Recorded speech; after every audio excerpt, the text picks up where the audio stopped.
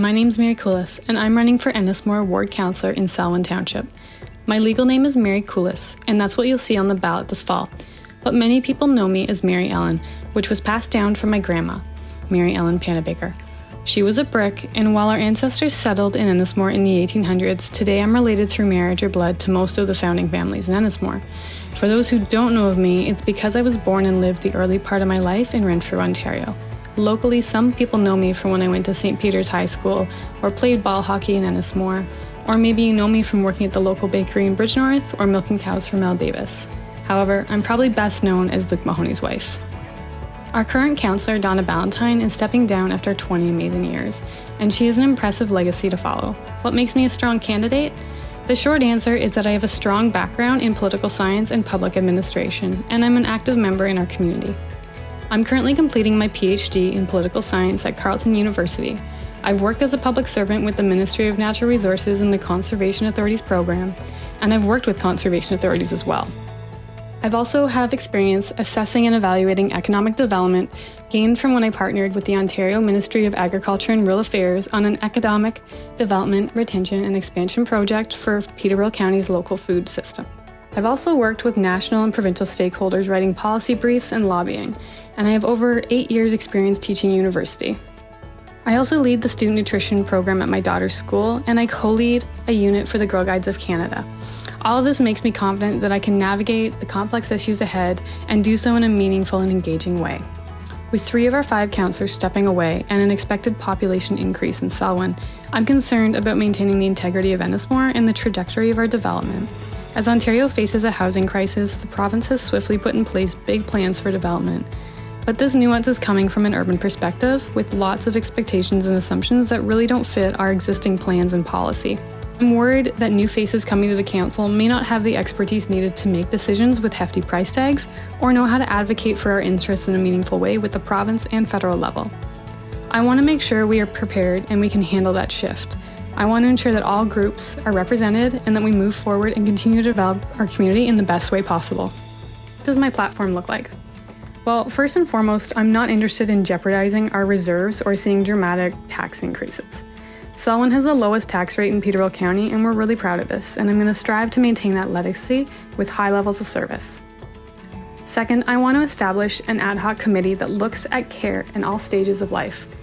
The pandemic emphasized the need for more health and social policy planning by municipalities. However, this remains a novel service area, and I don't think it's appropriate to leave community-based organizations who have limited resources and tend to be run by volunteers to fill this void.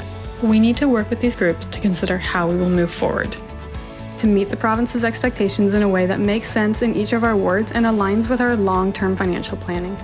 Key areas are affordable housing, increased access points for licensed childcare, and healthcare residences. Ennismore does not have the necessary infrastructure or the jurisdiction to just build facilities. So for our populations asking to see improved accessibility to these services, how do we make such comforts available in our community? Families are facing new pressures when balancing household expenses. Women especially are still facing barriers in the workplace and having to choose or balance between raising a family and having a career. We need better access to resources that won't burn us out, and childcare is a great opportunity that can lend to economic development and small business expansion. Finally, all stages are facing hardships accessing land and housing. What are we to do, and where are we to do this? Let's be proactive and make a plan. Let's be autonomous and decide on our own terms what we want to take, and use this plan to leverage the province and federal government in a future partnership and lobbying efforts. The first step is to design a committee that looks at what other municipalities are doing and what we can do in turn instead of leaning on the pockets of our community members and community organizations. The elephant in the room is economic development, and here I'm interested in better supporting tourism, local businesses, and entrepreneurs while also taking a sustainable and health-conscious approach. As mentioned, Ontario is facing a housing affordability and supply crisis. In response, the government passed the More Homes for Everyone Act, also known as Bill 109, on April 14, 2022. However, some development expectations pose different challenges and benefits to Selwyn's different wards. On one hand, we have just under 20% of Selwyn's population in Lakefield using existing urban infrastructure, such as water treatment and sewers. On the other hand, the wards of Smith and Ennismore are designated rural and prime agricultural land, and under these titles, development is heavily restricted. This is problematic for many properties with large acreage that are not used for agricultural activities. We have a lot of wooded lots that people are looking to sell and make a profit or allow their children to build homes on. With the province expecting Selwyn to build about 2,000 more homes in the next 30 years, that's about 900 of those in Lakefield alone, and we have limited space there designated for these.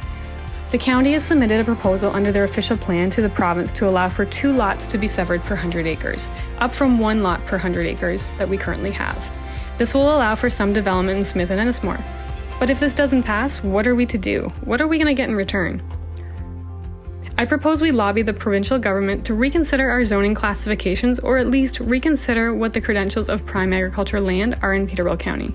Geographically, our township does not consistently meet the same physical features of prime agricultural land that we see in other areas such as southern Ontario. So it's unfair to restrict our development and how we want to develop when we aren't cookie-cutter communities. This needs to be attended to, and we need to move faster on this.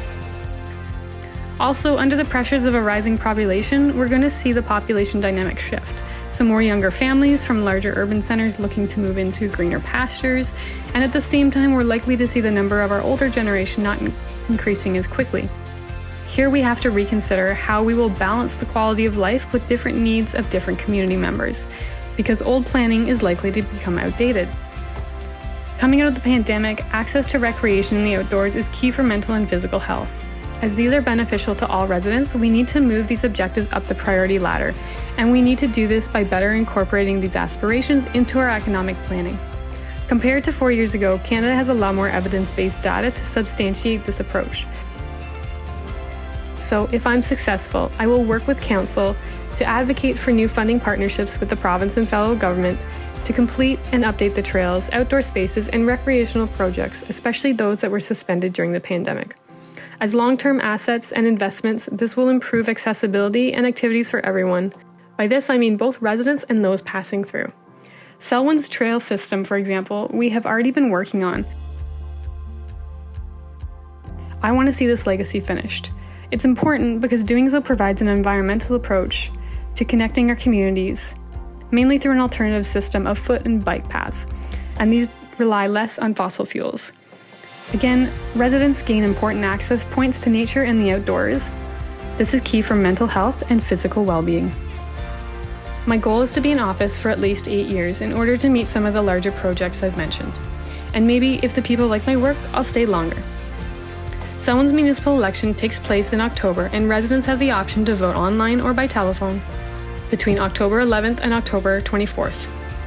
Part of my platform is an educational and engaging approach. This means that each week I'm releasing short videos that discuss the history, current issues, and the structure of municipal politics in Selwyn.